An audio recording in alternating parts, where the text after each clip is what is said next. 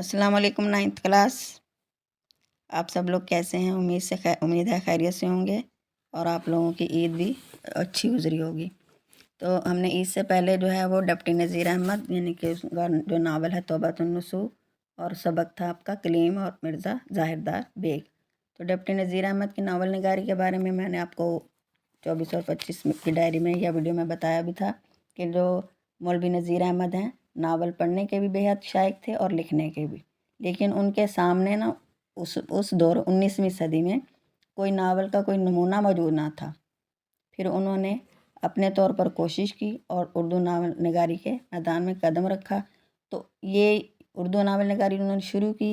तो उनके नावल थे मिरातुल उरूस, बिनातुन नाश, तौबतुन्नसूह, फसाना मुब्तला, ये उन्होंने अफसाने लिखे। लेकिन जब उनका मिरातुल उरूस शाया हुआ तब उन्हें वो एक मुकम्मल नावल था। वो उन्होंने मुसलमान बच्चियों की इस्लाह के लिए लिखा था, जिसमें मुसलमान घरानों की औरतों की घरेलू ज़िंदगी की और उनकी इस्लाह की कोशिश की गई थी और उनकी तालीम पर जोर दिया गया था। तो उस नावल की वजह से उन्हें उर्दू का पहला नावल निगार कहा जाने लगा। तो इस तरह से अब उनका फिर दूसरा नावल है तौबतुन्नसूह। तौबतुन्नसूह जो है वो पहले लिखा गया था मिरातुल उरूस से।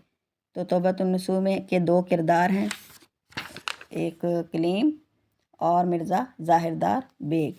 तो मिर्ज़ा ज़ाहिरदार बेग जो है ये कलीम का दोस्त है और जैसा कि उसके नाम से ज़ाहिर है और ये मैंने आपको बताया भी था कि मौलवी नज़ीर अहमद के जो नावलों के किरदारों के नाम होते हैं वो इसम बा मुसम्मा होते हैं, यानी जैसा नाम वैसा ही उनका काम भी होता है।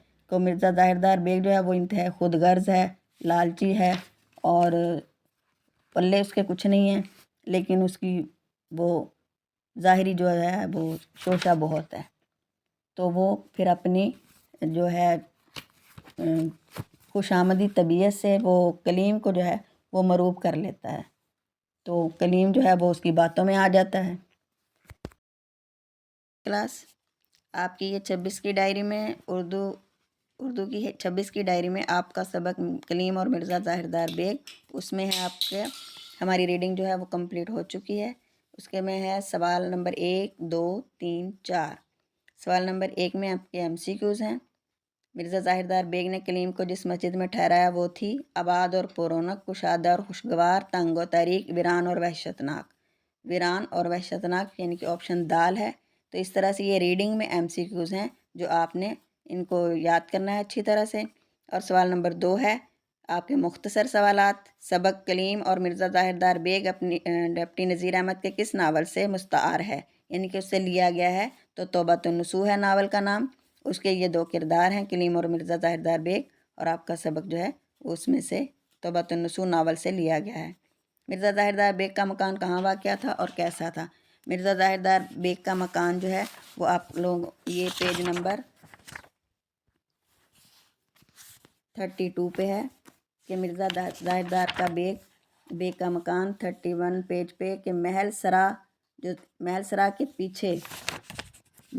के पीछे उपलों के टाल के बराबर एक छोटा सा कच्चा मकान है जो कि मिर्ज़ा ज़ाहिरदार बेग का था। ये पेज नंबर 29 पे है आपका। और कलीम और जो उसकी गुफ्तगू है उसमें आपने पेज नंबर 29 पे देखना है। तो महल सरा के पीछे पछवाड़ों के उपलों की टाल के बराबर एक छोटा सा कच्चा मकान है जिसमें मिर्ज़ा ज़ाहिरदार बेग रहते थे। ये मैंने आपको रीडिंग करके बता दिया है इसका। इसके बाद है आपका कि मिर्ज़ा ज़ाहिरदार बेग ने कलीम को एक रात के लिए किस जगह ठहराया? उन्होंने एक रात के लिए उसे मस्जिद में ठहराया था जो कि उनके घर के करीब थी। मिर्ज़ा ज़ाहिरदार बेग ने कलीम को रात का खाना किस तौर पर खिलाया? मिर्ज़ा ज़ाहिरदार बेग ने रात का खाना उनको भुने हुए चने लाए वो बाज़ार से, और भुने हुए चनों को इस कदर उन्होंने तारीफ़ की कि वो उसको कलीम को तली हुई दाल के बराबर उसको करार दिया और उनको चने खिलाए थे रात के खाने में। उसके बाद है मिर्ज़ा ज़ाहिरदार बेग ने कलीम को अपने बारे में क्या बताया था और वो क्या निकला? मिर्ज़ा ज़ाहिरदार बेग ने उनको बताया था कि जैसे वो किसी मुल्क या शहर के शहज़ादे हैं और उनका बड़ा रोब दोब है, नवाब हैं वो, लेकिन वो तो جب مسجد میں پہنچے اور مرزا ظاہردار بیگ کے گھر پہنچے تو کلیم کو ان کی اصلیت کا پتہ چلا، اور اس نے دیکھا کہ وہ تو ان کے پاس کچھ بھی نہیں ہے، اور گھر میں جو ہے وہ غربت جو ہے وہ چھائی ہوئی ہے۔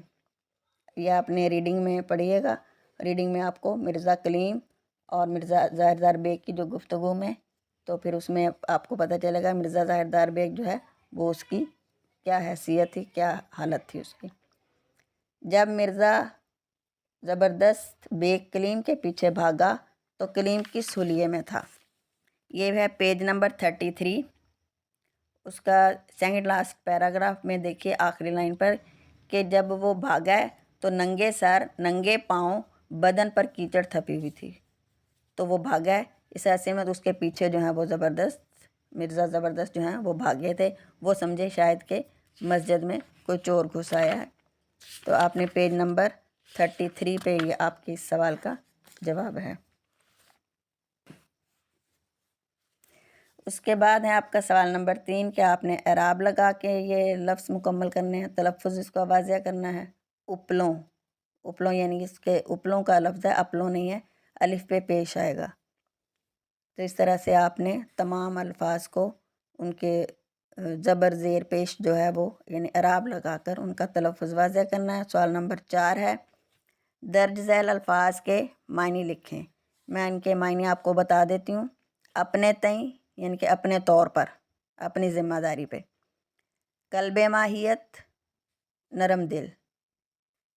حیت قضائی اس کا مطلب لڑائی جھگڑا۔ دیو اشتہا، اشتہا کا مطلب ہوتا ہے بھوک، اور دیو یہ جن بھوت جو ہوتا ہے یعنی کہ بہت شدید بھوک لگنا کو انہوں نے دیو اشتہا استعمال کیا ہے کہ بھوک کا جن۔ اختلاج قلب، اختلاج قلب کا مطلب ہے کہ کھلا دل، پرسکون۔ حقوق معرفت، حقوق معرفت کا مطلب تو مینرز یعنی آداب معاشرت ہیں، لیکن یہاں پہ لفظی مطلب اگر دیکھا جائے تو حقوق حق سے حق کی جمع ہے، اور معرفت کا مطلب ہوتا ہے پہچان، لیکن اس کا محاورہ جو مطلب ہے وہ ہے آداب معاشرت۔ مرغ نو گرفتار،